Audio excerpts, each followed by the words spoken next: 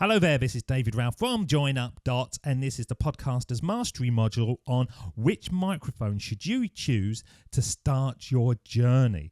Now, I always think that if you are the host of a show, then your podcast recording device has to be better than your guest. You can kind of let the guest get away with a certain amount because you wouldn't want to say to them you've got to spend hundreds of dollars to come on your show if you are doing an interview type show.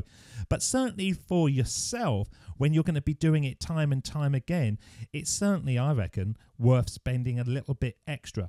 Now, you could start on the low end, which is the USB microphone and headsets that you can get from Logitech, as you can see on the screen. Now, these are pretty good and will certainly do the job in the short term. Now, these are the kind of ones that you will see kids using gaming when they're talking to their friends over the internet, and they're generally just a headset with a microphone on.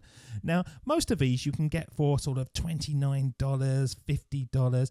I wouldn't really recommend spending anything more than that, but it certainly is a good place to start. And if you are unsure whether you're going to really go for this, then you may want to hold back on spending a little bit extra. Now, to be honest, I wouldn't recommend that because the next stage up isn't a stretch from those first ones. So the Logitech ones are certainly a good starting point, but where I would recommend is certainly the microphone that I'm speaking on at the moment, which is the ATR2100. And this is the microphone that really I recommend most people start off with because it is an excellent microphone. It's really versatile. It's both XLR and USB, so it will plug straight into a mixer or into your PC, and is a significant quality increase over the cheap ones that we were just talking about. Now, I came across this because I was listening to another podcaster demonstrate the Heil, the sort of podcaster's microphone of choice, compared to this. And to be honest, I couldn't hear the difference. And he actually admitted he couldn't hear the difference. And if he knew what he knew now, he wouldn't have spent so much money on the expensive microphone, which obviously looks good in pictures, but the sound quality is almost exactly the same. Now, the only problem with the ATR2100 is it's quite difficult to get in the United Kingdom. If you are in the United Kingdom, I actually had to have mine shipped across from America, where obviously you are paying a little bit extra for postage, whatever. But it certainly is the recommended microphone from myself, and I can't see myself going anything further than this. I'm speaking into it now. It has a great sound. It has a great range of sound. There's a depth to it.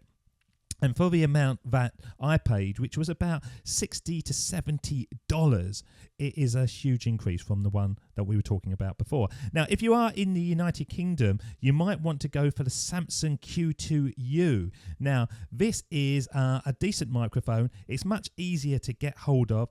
It has got USB and LXR capabilities as well, and you can get that round about the £50 mark, which is about the $70. So it is comparative, and it is a dynamic handheld microphone and will do the job perfectly well for your podcast.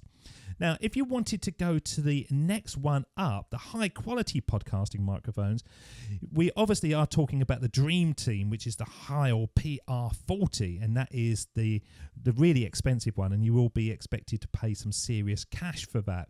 But a good table mounting one is the Blue Yeti, and this is the first in the USB condenser microphones that has been used by podcasters and audio producers all over the place. Now, you can get this on Amazon again. Comes in round about the sort of £125, £150 mark. So it is a step up, but it's a solid beast. It really is. So if you are carrying it around, it is unlikely to get damaged as easily as some of the cheaper ones that we've been talking about. So the Blue Yeti, there's several in the range of the Yeti that you can have a look at, but that is a really good one, and it has a great sound to it.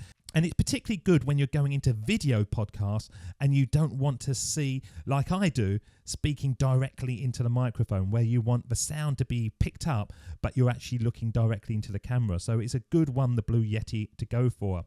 Now, The next one is the MXL990, and you can get some really good quality condenser microphones. And the MXL990 is one of the ones that I would say is worth it. It's around about the £80 mark, and a lot of podcasters swear by this one. You will need to think about 2 or 3 things when you are deciding on what mic to use. One of them is your recording environment. Another one is how much you want to spend, of course. And the last one is the audio quality you want to present to the world. So you've got 2 choices. One is a condenser mic and the other one is a dynamic mic. Now, if you've got a really nice quiet area, it doesn't make much difference. But if you are recording in a house where there are people living in a house and there's kids running around and there's doors closing and there's the sort of normal household noises occurring, you might want to go with a dynamic microphone because it is so much more focused to the voice that's coming into it. I am recording now, and if I literally move my head away 10 inches, then it disappears. So it doesn't pick up much outside noise at all. Now, I can be recording in thunderstorms and you generally, well, in fact, you won't hear it at all. So it's perfect for that. Now, if you are going for a condenser microphone, these do tend to pick up a lot of background noise. So you do need a nice quiet recording environment to actually make the sound as good as possible.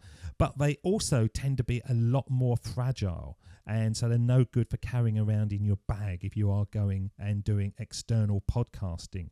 So I really, push comes to shove, I suppose it's full circle again, I would recommend the ATR 2100 USB LXR mic as a starting point.